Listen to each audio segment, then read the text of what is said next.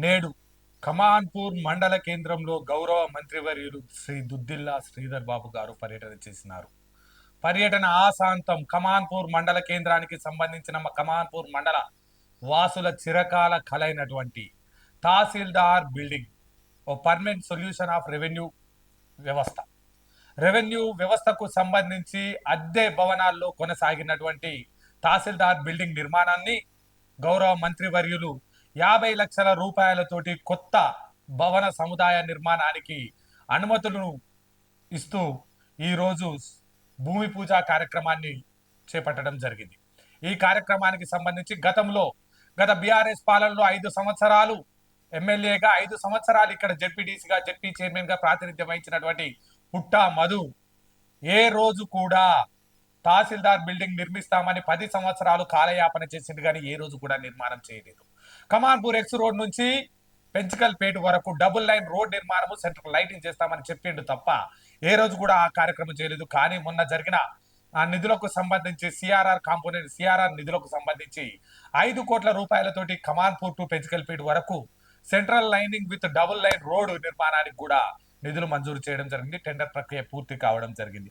అదేవిధంగా కమాన్పూర్ నుంచి రాజాపూర్కు వెళ్లాల్సిన రహదారికి సంబంధించి ఆ నూతన రోడ్డు మార్గం, అదేవిధంగా బండ్లవాగుకు సంబంధించి బ్రిడ్జి వంతెన నిర్మాణానికి కూడా నాటి పాలకులు 10 సంవత్సరాల కాలం పాటు విధ్వంసాలతోటి కమాన్పూర్ బార్డర్ లో రక్త చరిత్రను చూపించారే తప్ప ఏ రోజు అభివృద్ధి కార్యక్రమాలు చేయలే. కానీ నేడు ప్రభుత్వం కమాన్పూర్ మండల కాంగ్రెస్ నాయకత్వంలో గౌరవ శ్రీ శ్రీధర్ బాబు గారు ఎన్నికల మేనిఫెస్టోలో ఎన్నికలకు ముందు ఇచ్చిన వాగ్దానం ప్రకారం రాజాపూర్ కు రహదారి నిర్మాణం, బండ్లవాగు నిర్మాణానికి సంబంధించి బ్రిడ్జి నిర్మాణం, పెంచకల్పేట వరకు హైవే, అదేవిధంగా నూతన తహసీల్దార్ బిల్డింగ్ కు సంబంధించి నేడు శంకుస్థాపనలు చేయడం జరిగింది. ఇచ్చిన మాట ప్రకారం మాట ఇచ్చి మడమ తిప్పకుండా కమాన్పూర్ మండలాన్ని ఆదర్శవంతమైన మండలంగా తీర్చిదిద్దుతామని ఏదైతే మాట చెప్పడం జరిగిందో ఆ మాటకు కట్టుబడి ఈనాడు ఒక ఇంటిగ్రేటెడ్ మండల్ గా తీర్చిదిద్దే లక్ష్యంతో మంత్రి శ్రీధర్ బాబు గారు పనిచేయడం జరుగుతా ఉంది. గతంలో 100 పడకల హాస్పిటల్ చేస్తామని చెప్పినటువంటి బీఆర్ఎస్ నాయకులు, సెంట్రల్ లైటింగ్ తెస్తామన్న బీఆర్ఎస్ నాయకులు, ఆ రోడ్లు వేస్తామన్న బీఆర్ఎస్ నాయకులు, నూతన తహసీల్దార్ బిల్డింగ్ పెడతామన్న బీఆర్ఎస్ నాయకులు వారి మాటలు కాకిలు ఎత్తుకపోయినట్టు నీటి మాటలుగా మారిన తరుణంలో 15 నెలల కాలంలోనే ఇచ్చిన మాటలకు పూర్తి స్థాయిలో ఒక్కొక్కటిగా కమాన్పూర్ మండలానికి సంబంధించిన పూర్తి అభివృద్ధి పనులను ప్రారంభించడం జరుగుతూ ఉంది. ఇందుకు సంబంధించి కమాన్పూర్ మండల తహసీల్దార్ బిల్డింగ్ కార్యాలయానికి సంబంధించి గౌరవ కలెక్టర్ గారు, అదేవిధంగా రెవెన్యూ డివిజన్ ఆర్డీఓ గారు, తహసీల్దార్ గారు, ఎంపీడీఓ గారు, అదేవిధంగా ఈఈపీఆర్, ఎస్ఈపీఆర్, డిఈపీఆర్, ఏఈపీఆర్, అదేవిధంగా కమాన్పూర్ మండల కాంగ్రెస్ అధ్యక్షులు వైనాల రాజు, అదేవిధంగా ప్యాక్ చైర్మన్ భాస్కర్ రావు గారు, అదేవిధంగా కోలేటి మారుతి గారు, అదేవిధంగా పెద్ద సంఖ్యలో కమాన్పూర్ కాంగ్రెస్ నాయకులు, అదేవిధంగా కమాన్పూర్ మండల ప్రజానికం పూర్తి స్థాయిలో, అదేవిధంగా లైబ్రరీ నిర్మాణానికి సంబంధించి కమాన్పూర్ మండలానికి సంబంధించిన లైబ్రరీ అద్దె భవనంలో కొనసాగుతుందని చెప్పినటువంటి లైబ్రరీయన్ కు మంత్రి శ్రీధర్ బాబు గారు హామీ ఇవ్వడం జరిగింది. లైబ్రరీ నిర్మాణానికి కూడా పూర్తి స్థాయిలో సహకారం చేస్తామని, రానున్న రోజుల్లో అధునాతన హంగులతో లైబ్రరీ నిర్మాణం చేస్తామని, దానితో పాటుగానే ఏదైతే హాస్పిటల్ నిర్మాణానికి ఆనుకొని ఉన్నటువంటి షాపింగ్ కాంప్లెక్స్ లకు సంబంధించి తొలగించి రోడ్డు విస్తరణ చేపట్టి ఈ భవన సముదాయాన్ని హాస్పిటల్ లోపల వైపు ఏదైతే భవన సముదాయం షాపింగ్ కాంప్లెక్స్ కడతామని కమాన్పూర్ మండల ప్రజలకు ఇచ్చిన మాట మేరకు వాగ్దానాన్ని పూర్తి చేస్తున్నామని మంత్రి శ్రీధర్ బాబు గారు పేర్కొనడం జరిగింది. దానికి సంబంధించిన వారి మాటల్లోనే కమాన్పూర్ మండల కేంద్రం పాత తహసీల్దార్ బిల్డింగ్ ఆఫీస్ ఆవరణలో జరిగినటువంటి ప్రజా బహిరంగ సభల్లో ఆ మంత్రి శ్రీధర్ బాబు గారు మాట్లాడుతున్న విజువల్స్ మనం చూడవచ్చును. ఈరోజు మనము ప్రజాపాలన కార్యక్రమ భాగంలో మన నియోజకవర్గానికి సంబంధించిన ప్రధానమైన పనులు ఏవైతే తెలంగాణ రాష్ట్రం ఏర్పడ్డ తర్వాత చాలా సంవత్సరాల తర్వాత ఈరోజు ఇట్లాంటి కార్యాలయాలు ప్రజలకు ఉపయోగపడే ప్రజా వ్యవస్థను ప్రత్యేకంగా మనము చూడాలనే ఆలోచన దృక్పథంతో ఒక పక్షాన ప్రభుత్వ కార్యాలయాలు ఎక్కడైతే లేవో వాటి నిర్మాణ కార్యక్రమంతో పాటు దానికి తోడు ప్రధానంగా మనం తీసుకుంటా ఉన్న 2 ప్రధానమైన కార్యక్రమాలు ఈ నియోజకవర్గంలో కానీ రాష్ట్ర వ్యాప్తంగా కానీ విద్య, వైద్యం అనే ఈ 2 ప్రధానమైన అంశాలతో పోతా ఉన్నాం. ఆ బాధ్యతల భాగంగా ఈరోజు ఇక్కడ మండల రెవెన్యూ కార్యాలయం ఇక్కడ కానీ, రామగిరిలో కానీ, మంతనిలో కానీ కొత్త ఆర్డీఓ కార్యాలయాన్ని నిర్మాణం చేసుకుంటూ పోతా ఉన్నాం. అభివృద్ధికి నిర్వచనం ఎక్కడి నుంచి మొదలవుతుందో ఆ కార్యాలయాన్ని మనం ప్రజలకు ఉపయోగపడే విధంగా చేసే ప్రయత్నంలో ముందుకు వెళ్తా ఉన్నాం. నేను ప్రజానికానికి అందరికీ కూడా తెలియజేస్తా ఉన్నా, ఈరోజు ఈ కార్యాలయాలు అన్నింటిని కూడా మీకు అందుబాటులో ఉండే ప్రయత్న భాగంలో, మీకు సేవలు అందించే ప్రయత్న భాగంలో ఈరోజు ఇక్కడున్న మా ఎంఆర్ఓ గారు కానీ, మా ఎంపీడీఓ గారు కానీ, ఇక్కడున్న ప్రభుత్వ కార్యాలయాల్లో పనిచేస్తూ ఉన్న ఇతర అధికారులు, ఇది ప్రజాపాలన.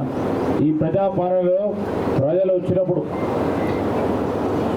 వారిని గౌరవించి వారికి ఉన్న సమస్యలను, చట్టబద్ధతతో ఉన్న సమస్యలను మన పరిధిలో ఉంటే పరిష్కారం చేసే ఒక మార్గాన్ని ముందుకు తీసుకెళ్లే ప్రయత్నం చేయాలని వారిని కోరుతా ఉన్నాం. ఇది మనం జవాబుదారీతనం తీసుకురావడానికి ఒక ప్రయత్నం చేస్తూ ఉన్నాం.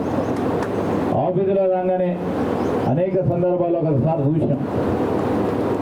ఆనాడు ఆ రాష్ట్ర ప్రభుత్వం మొదలుపెట్టిన ధరణి కార్యక్రమం అడ్డగోలుగా, ఇష్టారాజ్యంగా ఏ విధంగా ఆ ధరణి రికార్డులను ఉపయోగించుకొని ఏ విధంగా ఆ ప్రభుత్వానికి సంబంధించిన పెద్దలు ఏ విధంగా తప్పుదారి పట్టించి ధరణి వ్యవస్థ ఈరోజు పేదవారికి, మధ్యతరగతి కుటుంబీకులకు ఏ విధంగా అన్యాయం చేసిందో మనం చూసే అతి కొద్ది రోజుల్లోపనే భూభారతి అనే ఒక చట్టాన్ని మరి యాప్ని తీసుకొచ్చే కార్యక్రమాన్ని చేయబోతా ఉన్నాం. నేను కలెక్టర్ గారిని కోరుతా ఉన్నాం, మేము కోరుతా ఉన్నాం, ఆదేశిస్తూ ఉన్నాం కూడా. ఎందుకంటే ప్రభుత్వం ప్రజలకు సంబంధించిన జవాబుదారితనంతో పనిచేసే ఒక ప్రయత్నంలో కొన్ని ఇబ్బందులు వస్తూనే ఉంటాయి. ఒకరు వచ్చి ఏదో గట్టిగా మాట్లాడినంత మాత్రాన వారి పరంగా మీరు గట్టిగా జవాబు చెప్పనక్కర్లేదు. సంజాయించి ముందుకు తీసుకెళ్లే ప్రయత్నం చేయాలని నేను వారి అందరినీ కూడా కోరుతా ఉన్నా. ఎందుకంటే చట్టాన్ని ఎంతవరకు దాన్ని ఉల్లంఘించకుండా వారు చేసేవారు ప్రయత్నం చేస్తూ ఉంటారు అధికారులు. కానీ చట్టానికి వ్యతిరేకంగా పనిచేయమంటే ఎవరు కూడా పనిచేయలేరు. గత ప్రభుత్వంలో జరిగింది కావచ్చు, కానీ ఈ ప్రభుత్వంలో జరగబోనియం కూడా అని మీ అందరికీ కూడా మనవి చేస్తూ ఉన్నాం. అదేవిధంగా ఈరోజు మనం ఇక్కడ కూడా నేను ఇప్పుడే కలెక్టర్ గారికి చెప్పడం జరిగింది. మొత్తం ఎంఆర్ఓ, ఎంపీడీఓ, ఈ మండలానికి సంబంధించిన అన్ని కార్యాలయాలు కూడా ఒక ఇంటిగ్రేటెడ్ ఆఫీస్ కార్యాలయాలు నిర్మాణం చేయాలడానికి స్థలాన్ని ఒక 2-3 రోజుల్లో ఏర్పాటు చేసుకొని ఇప్పుడు శంకుస్థాపన చేసే ఎంఆర్ఓ కార్యాలయం కూడా ఒకటే ప్రాంతంలో ఉండాలి. ఆ ప్రాంతానికి సంబంధించి ఇంటిగ్రేటెడ్ కార్యాలయం నిర్మాణం చేస్తున్నప్పుడు వారికి తగ్గట్టు అన్ని వసతులు కల్పించే కార్యాచరణ తీసుకోవాలని, దానికి సంబంధించిన నిధులు కానీ మా వరకు మేము ప్రయత్నం చేసి ఆ సంబంధిత డిపార్ట్మెంట్లతో కూడా ప్రయత్నం చేసి ఇప్పుడు కలెక్టర్ గారు స్వతహాగా సొంత ఇంట్రెస్ట్ మేము చెప్పిన మా కార్యాలయాలు లేవు, ఆ విషయంలో ప్రత్యేక చొరవతో తీసుకెళ్లాలంటే ప్రత్యేక చొరవ చూపెట్టి అంటే ప్రోయాక్టివ్నెస్కు బాగా పనిచేస్తా ఉన్న మన కలెక్టర్ గారు ఈరోజు కూడా ఈ ఎంఆర్ఓ కార్యాలయం కానీ, రామగిరి కానీ, అదేవిధంగా ఆర్డీఓ కార్యాలయానికి సంబంధించిన ఇంటిగ్రేటెడ్ కాంప్లెక్స్లో నిర్మాణం చేసుకోబోతా ఉన్నాం. ఈరోజు మా మిత్రులు చెప్పిన కమాన్పూర్ మండల కేంద్రానికి సంబంధించి మా సోదరులు ఇప్పుడు వచ్చి చెప్తా ఉన్నారు, మనం అనుకున్నాం రోడ్డును వెడల్పు చేయాలని, సెంట్రల్ లైటింగ్ ఏర్పాటు చేయాలని ఆ ప్రయత్నంలో ఉన్నాం. తొందరలోనే అది కూడా చేసే కార్యక్రమం చేస్తాం. కానీ ఆ పట్టణ ప్రజలందరికీ కూడా సహకరించాలి, సహకరించినప్పుడే తొందర అవుతుంది. ఆ కార్యాచరణ తీసుకోవాలని నేను మా కమాన్పూర్ మండల కేంద్రంలో ఉన్న మిత్రులందరికీ కూడా తెలియజేస్తా ఉన్నాం. అదేవిధంగా షాపింగ్ కాంప్లెక్స్ గురించి చెప్పారు, దాన్ని కూడా పరిశీలన చేసి మరి ఎన్ని నిధులు అవసరం ఉంటుంది, ఎంతవరకు ఆ నిధులను సమకూర్చే ప్రయత్నం చేస్తామో మరి ఆ ప్రయత్నంలోనే ముందుకు సాగుతామని మీ అందరికీ కూడా నేను మనవి చేస్తా ఉన్నా. ఇప్పుడే నేను లైబ్రరీకి వెళ్ళుంటే నేను కలెక్టర్ గారు మా మిత్రులందరూ లైబ్రరీకి సంబంధించి ఇక్కడ చదువుతా ఉన్న విద్యార్థులు ప్రతిరోజు నిత్యం వచ్చే పేపర్లతో పాటు ప్రపంచం వేగవంతంగా ముందుకు నడుస్తూ ఉంది. విషయ సేకరణ కానీ సమాచారం కానీ సేకరించడానికి సాంకేతిక పరమైన గొప్ప పరిజ్ఞానం ఈరోజు ప్రజలకు, ప్రత్యేకంగా చదువుతూ ఉన్న విద్యార్థులకు చదువుపై ఆసక్తి ఉండి లైబ్రరీని వాడుకోవాలని చూసే వారందరికీ అధునాతనమైన అంగుళాలతో లైబ్రరీ ఇక్కడ నిర్మిస్తాం. దానికి కూడా ఓ ప్లేస్ని ఏర్పాటు చేసే ప్రక్రియలో కలెక్టర్ గారిని వెంటనే ఆ ప్లేస్ని కూడా ఏర్పాటు చేయాలని చెప్తా ఉన్నాం. ఈరోజు నాకు సోదరులు వచ్చారు, మా ఆటో మిత్రులు, మరి వారు ప్రస్తావన తీసుకొచ్చారు. కాంగ్రెస్ పార్టీ ప్రభుత్వంలో అధికారంకి వస్తే 6 గ్యారంటీలకు సంబంధించిన ప్రధానమైన కార్యక్రమాలు నిర్వహిస్తామని చెప్పినాం. దాంట్లో భాగంగానే ఈరోజు మేము చెప్తా ఉన్నాం, మహిళా సోదరిమణులకు ఉచితంగా బస్సు ప్రయాణాలు మన కమాన్పూర్ మండలంలోనే ఉన్న అనేక మంది మహిళా సోదరిమణులు, వేలాది మంది ఈరోజు వేలాది బస్సు టికెట్లను ఫ్రీగా ఇచ్చిన ఘనత కాంగ్రెస్ పార్టీ. 500 రూపాయల సిలిండర్ ప్రతి ఇంట్లో, మా ఆటో డ్రైవర్ సోదరుడి ఇంట్లో కూడా, లేకుంటే ఆ సోదరి మరి బస్సు ఎక్కినప్పుడు కానీ ఈరోజు మేము చేస్తూ ఉన్న ప్రయత్నం. అదేవిధంగా మా రైతు సోదరులకు 2 లక్షల రూపాయల రుణమాఫీ కార్యక్రమంతో పాటు 500 రూపాయల బోనస్ ఇచ్చే ఓ కార్యక్రమం చేపడుతుంది. దానికి కూడా ఆగకుండా ప్రతి ఇంటికి మా సోదరులకు కూడా చెప్తా ఉన్నా, ఎక్కడైతే 200 యూనిట్ల రూపాయల కరెంట్ ఉందో 200 యూనిట్ల కరెంటుకు సంబంధించి ఇదే మండలంలో, ఈ మండల కేంద్రంలో కానీ ఆ 200 యూనిట్ల కరెంటు ఉపయోగించే మా సోదరుడికి, ఆ ఇంటికి మరి 0 బిల్లుని కూడా అందజేస్తూ గత 8 నెలల నుంచి కూడా ముందుకు తీసుకెళ్తా ఉన్నాం. ఇవన్నీ ఆదా చేయండి. ఇవన్నీ ఆదా చేస్తూ ఉంటే ప్రభుత్వంపై భారం తీసుకొని ముందుకు వెళ్తా ఉన్నాం. మొన్న కూడా శాసనసభ కార్యక్రమాల్లో గత ప్రభుత్వం చేసిన అప్పుల వల్ల మేము ఇచ్చిన హామీలు నిలబెట్టుకోవాలని ప్రయత్నం పరంగా చేస్తూ ఉన్నప్పటికీ గత ప్రభుత్వం ఇష్టారాజ్యంగా అడ్డగోలుగా అప్పులు చేస్తే అప్పులతో పాటు మిత్తులు కట్టడానికి వచ్చే రాబడిని ఉపయోగించుకొని అప్పులు చేసి వారు చేసిన అప్పులను కడతా ఉన్న సందర్భంలో ఈరోజు వీలున్నంత వరకు మేము మీ అందరికీ చెప్తా ఉన్నాం, ఎంత తొందరలో వీలైతే అంత తొందరలో మేము 6 గ్యారెంటీలకు సంబంధించిన అంశం విషయంలో కొంతమంది రాజకీయం చేస్తూ ఉంటారు. వారి హయాంలో అనేకంగా ఇచ్చారు. 10 సంవత్సరాలు గడిచినా వారు ఇచ్చిన హామీలు నిలబెట్టలే. కానీ ఈరోజు ఏ విధంగా చెప్తా ఉన్నారంటే, మీరు ఇచ్చిన హామీలు ఏందని అడుగుతా ఉన్నారు. మీరు 10 సంవత్సరాల కాలం పాటు హామీలు ఇవ్వకుండా రోడ్లపై తిరిగి ఈరోజు మమ్మల్ని ఏమైంది అని అడిగే వారికి హక్కు కూడా లేదని చెప్తా ఉన్నాం. మేము ఒక్కటి తర్వాత ఒకటి చేస్తూ ఉన్నాం. ఈరోజు 31 తారీఖు నాడు, 30 కాదు, రేపు ఉగాది పండుగ సందర్భంలో తెల్ల రేషన్ కార్డు దారులందరికీ మొట్టమొదటిసారి ఏ రాష్ట్ర ప్రభుత్వం చేయలేని ఆ రోజు మేము ఇచ్చిన హామీ మేరకు సన్న బియ్యం కూడా రేషన్ షాప్ల ద్వారా మొదటగా మరి ఉత్తమ్ కుమార్ రెడ్డి గారు వారి నల్గొండ జిల్లాలో ప్రారంభోత్సవం చేస్తూ ఉన్నారు. మిగతా జిల్లాలలో కూడా అతి త్వరలో ఒకటి తర్వాత ఒకటి తీసుకొని ప్రతి ఒక్క వినియోగదారుడికి, రేషన్ షాప్లో ఉన్న వినియోగదారుడికి సన్న రకం బియ్యం ఇస్తా ఉన్నాం. మీరు ఒక్కసారి ఆలోచన చేయండి. సన్న రకానికి సంబంధించిన బియ్యం కొనాలంటే పక్కనే ఉంది మన సోదరుడి షాప్, 50 నుంచి 55 రూపాయలు ఉంది కిలో. ఎన్ని ఇస్తాం?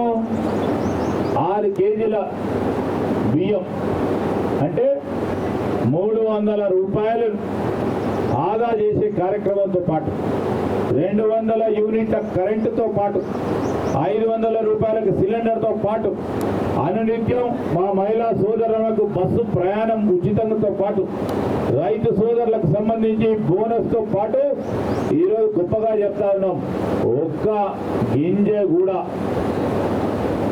తాళనో తప్పలనో కట్ చేయకుండా రైతు సోదరుడికి కనీసం మద్దతు ధర ఇచ్చే కార్యక్రమం చేసినాం. నేను మిత్రులారా మీరందరూ ఆలోచన చేయండి, ఒకటి తర్వాత ఒకటి చేసే ప్రయత్నం వల్ల కాంగ్రెస్ పార్టీ ప్రభుత్వం ముఖ్యమంత్రి రేవంత్ రెడ్డి గారు కానీ మేము కానీ ఈరోజు మా యావత్ కాంగ్రెస్ పార్టీకి సంబంధించిన యంత్రాంగం అంతా ఈ ప్రభుత్వ పరంగా పనిచేసే యంత్రాంగం అంతా కూడా పనిచేస్తూ ఉన్నారు. అన్నీ కూడా ఒకటి తర్వాత ఒకటి తప్పకుండా నివారించే కార్యక్రమం చేస్తాం. ప్రతి గ్రామంలో సమస్యలు ఉంటాయి, ఆ సమస్యలను పరిష్కారం చేసే ప్రయత్నంలో వీలున్నంత వరకు మనకు వనరులు ఉన్నంత వరకు చేసే కార్యక్రమాల్లో నాకు మీరందరూ కలిసి ఒక బాధ్యతనిచ్చారు. శాసనసభ్యుడిగా నేను 5 మార్లు ఎన్నికైనా చాలా మంది మాట్లాడుతూ ఉంటారు నాకంటే ఎక్కువ. దాంట్లో ఇది 2 మార్లు 3 మార్లు ప్రతిపక్ష సభ్యుడిగా ఉండి 3 మార్లు నేనున్న కాలయంలో వాళ్ళు 15 సంవత్సరాలు ఆ ప్రభుత్వాలు ఉన్నాయి, వేరే ప్రభుత్వాలు ఉన్నాయి. వచ్చిన అవకాశం ఒకసారి శాసనసభ్యుడిగా, రెండవసారి 2009 నుంచి 14 వరకు ఆ ఉద్యమ సమయంలో తెలంగాణ రాష్ట్ర సాధననే ముఖ్యమని ఉన్నప్పటికీ ఆ ప్రయత్నం చేస్తా ఉన్నప్పటికీ ఆ రోజు కమాన్పూర్లో జూనియర్ కాలేజీని తీసుకొచ్చినాం. ఆ రోజు 132/33 kV సబ్స్టేషన్ తీసుకొచ్చిన ఈ రోజు ఈ అప్పుడు ఉమ్మడి కమాన్పూర్ మండలంలో ఉన్న మరి మండల కేంద్ర మండలంలోనే మరి ఉన్నత స్థాయి ఇంజనీరింగ్ కళాశాలను జేఎన్టీయూ కళాశాలను ఏర్పాటు చేస్తున్నాం. ఆ ప్రయత్నంతో పాటు ఏం చేసినామని అడిగేటోళ్ళం. ఇంద్రమ్మ ఇల్లు ఇచ్చినాం ఇంటింటికి. అదేవిధంగా ఆ రోజు ఉమ్మడి కమాన్పూర్ జిల్లాకు మండలానికి సంబంధించి ఒక హార్టికల్చర్ యూనివర్సిటీని తీసుకున్నాం. ఎందుకు చెప్తా ఉన్నామంటే ఇవన్నీ నేను చేయాల్సిన బాధ్యత ఉంది, ఇంకా కూడా చేయాలి, చేసే ప్రయత్నం భావనను ముందుకెళ్తాం. కమాన్పూర్ మండలం చిన్నగా అయింది. ఇప్పుడు దానికి సంబంధించి ఎక్కడ ఏ అవసరాలు ఉన్నాయో దాన్ని దృష్టిలో పెట్టుకొని పనిచేస్తాం. మాటలు మాట్లాడడానికే రాలేదు నేను, ఎంతవరకు నాతో అయితదో దాన్ని చెప్పడానికి వచ్చిన ప్రజా సమస్యలను ఈరోజు తప్పకుండా స్వీకరిస్తాం. నేనున్నా ఈరోజు మా కలెక్టర్ గారు ఉన్నారు, మా ఆర్డీఓ గారు ఉన్నారు, మా ఎంఆర్ఓ గారు ఉన్నారు, మా ఎంపీడీఓ గారు ఉన్నారు. ప్రభుత్వ పక్షాన వచ్చే దరఖాస్తులు తీసుకొని వీలున్నంత వరకు సమస్యలను పరిష్కారం చేయడానికి నిత్యం ప్రయత్నం చేస్తామని మీ అందరికీ మనవి చేస్తా ఉన్నా. ఈరోజు రాజకీయం చేసేటోళ్ళ గురించి పక్కన పెడతాం, ఎందుకంటే వాళ్ళ గురించి తక్కువ మాట్లాడతాం. మీ అందరికీ కూడా తెలుసు మనం చేసే అభివృద్ధి పథకం కరెక్ట్గా నడుస్తూ ఉందా, ఏ విధంగా సామాన్య ప్రజానీకానికి ఉపయోగపడే విధంగా ఉండాలని ఆలోచన చేసే ప్రక్రియలో పోతాం. మేము చేసే ప్రతి ప్రయత్నం కూడా ఈ ప్రాంతాలన్నిటికీ కూడా విద్య, వైద్యానికి సంబంధించిన అంశాల విషయంలో ఒక ప్రత్యేకమైన కోణంతో ముందుకు తీసుకెళ్లే ప్రయత్నం చేస్తామని ఈరోజు మా సోదరులు మరి భాస్కర్ రావు గారు కొన్ని అంశాలు చెప్పారు. ఈరోజు షాపింగ్ సముదాయం విషయంలో కానీ, అదేవిధంగా ఒక గోదాము ఏర్పాటు చేయాలి వాటికి సంబంధించింది కానీ దానికి కూడా అతి త్వరలో కూడా మరి ఆలోచన చేసి తొందరలోనే నిర్ణయం తీసుకుంటాం. దానికి సంబంధించి మా ఈ కమాన్పూర్ పరిసరాల ప్రాంతాలకు సంబంధించిన వాడలకు సంబంధించి కొన్ని అంశాలు ఇప్పుడే మా సోదరులు కూడా దృష్టికి తీసుకొచ్చారు. మరి ఆ విషయాలన్నింటిలో కూడా తప్పకుండా ప్రస్తావన చేస్తాం, చేసి ముందుకు తీసుకెళ్లే ప్రయత్నం చేస్తాం. మా సింగరేణి కార్మికులకు సంబంధించిన పిల్లలు, వారి తల్లిదండ్రులకు సంబంధించిన కొన్ని అంశాలు మా దృష్టికి తీసుకొచ్చారు. మరి మొన్న కూడా ఈ మధ్యలో వాటి గురించి ఆ సమస్య పరిష్కారం గురించి కావాలని మేము అధికారులకు ఆదేశించాం. అతి తొందరలో కూడా దాన్ని పరిష్కారం అయ్యే ఒక ఆలోచన చేస్తామని నేను మీ అందరికీ కూడా మనవి చేస్తూ మరొకసారి మా కమాన్పూర్ మండలానికి సంబంధించిన వారితో పాటు చుట్టుపక్కల గ్రామాలకు సంబంధించిన మా ప్రజా సోదరులకు కూడా మిత్రులకి హృదయపూర్వకంగా కృతజ్ఞతలు తెలియజేస్తూ మనం రాబోయే కాలంలో ఈ ప్రజాపాలనలో ఒక మార్పు తీసుకొచ్చే కార్యాచరణలో నేను మా మిత్రులందరినీ కూడా కోరుతా ఉన్నాను. గత ప్రభుత్వ హయాంలో జరిగిన తప్పులు మనం చేయకుండా అడుగులు వేసే ప్రయత్నం చేద్దాం. ఈరోజు అధికారం వచ్చింది, మనకు ప్రజలకు ఉపయోగపడే విధంగా ముందుకు తీసుకెళ్లే కార్యాచరణ తీసుకుందాం. గ్రామాలకు సంబంధించి, మండలానికి సంబంధించి ఈరోజు మనము మండలంలో చేస్తే బాగుంటుంది, లేకుంటే గ్రామాల్లో ఒక రోడ్ అయితే బాగుంటుంది, ఒక కాలువ అయితే బాగుంటుంది అనే ఒక ఆలోచనతో వచ్చినప్పుడు తప్పకుండా నా వరకు ప్రయత్నం చేస్తా. కానీ నాకు ఈ పని కావాలి, వ్యక్తిగతంగా ఆ పని చేయాలా, ఆ పని చేయకుంటే శ్రీధర్ బాబు మంచోడు కాదు, ఈ ప్రభుత్వం మంచిది కాదు అంటే వీలున్నంత వరకు అది చేసే ప్రయత్నం చేస్తాం. కానీ కానప్పుడు తిట్టుకోకుండా ఈరోజు మేము చేసే ప్రయత్నంలో నేను వ్యక్తిగతంగా నాకు ఈ ప్రభుత్వానికి సహకరిస్తా ఉన్న వారితో పాటు ఈరోజు వారికి ఉన్న ఇబ్బందుల్లో పాల్పంచుకునే ఇతర వాళ్ళు కూడా నా వరకు అయ్యే ప్రయత్నంలో వారికి సొంతగా ఉన్న పనులను కూడా చేసే ప్రయత్నం చేస్తాం. కానీ చట్టబద్ధతతో లేని పనులు, రాజ్యాంగాన్ని మించి లేని పనులు చేయమంటే కాకూడదు, కావాలి అని కూర్చున్నప్పుడు కాకుంటే నన్ను తిట్టుకోవద్దని మీ అందరికీ కూడా మనవి చేస్తా ఉన్నా. అదేవిధంగా రాజీవ్ యువశక్తి ఈరోజు మొన్న ప్రారంభించడం చేసుకున్నాం. యువకులకు సంబంధించి చదువుకున్న పిల్లలకి స్వయం ఉపాధి పథకాల కింద రాజీవ్ యువశక్తి అనే కార్యక్రమాన్ని మొదలుపెట్టినాం. దాంట్లో ఈ లోన్లో సబ్సిడీ అనే ఒక అంశాన్ని పెట్టి 5వ తారీఖు లోపల నేను మండలానికి సంబంధించిన ఈ నియోజకవర్గం, ఈ జిల్లా వాసులు యువతకు సంబంధించి ఈరోజు 5వ తారీఖు కదండి, రాజీవ్ యువశక్తి కింద ఏదైతే సబ్సిడీ కింద లోన్స్ ఇస్తా ఉన్నామో 5వ తారీఖు నాడు ఆఖరి తేదీ. ఎవరికైతే ఆసక్తి ఉంటుందో వారిని కూడా ఈ పథకాన్ని ఉపయోగించే కార్యక్రమం చేయాలని కోరుతూ, మా రైతు సోదరులకు సంబంధించి మరి అన్నిటికీ బంద్రం ఆ రోజు ఏమన్నారు ఆ ప్రభుత్వం, రైతు బంధిస్తా అన్నారు.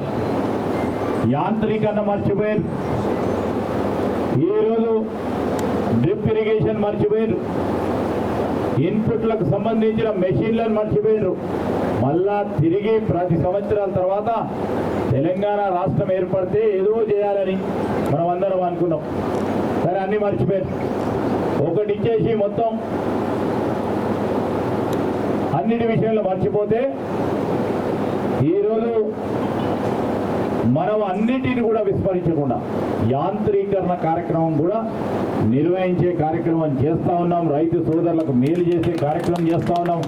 సబ్సిడీ ద్వారా డ్రిప్ ఇరిగేషన్తో పాటు ఈరోజు వారికి కావాల్సిన యాంత్రికంగా ఉపయోగపడే మిషన్లతో పాటు ఇవన్నిచ్చే ఒక కార్యాచరణ వ్యవసాయ శాఖ మంత్రి గారు ఈరోజు మొన్ననే ఈ మధ్యలో మరి ఈ పథకాన్ని కూడా ముఖ్యమంత్రి గారి నేతృత్వంలో డిక్లేర్ చేయడం జరిగింది.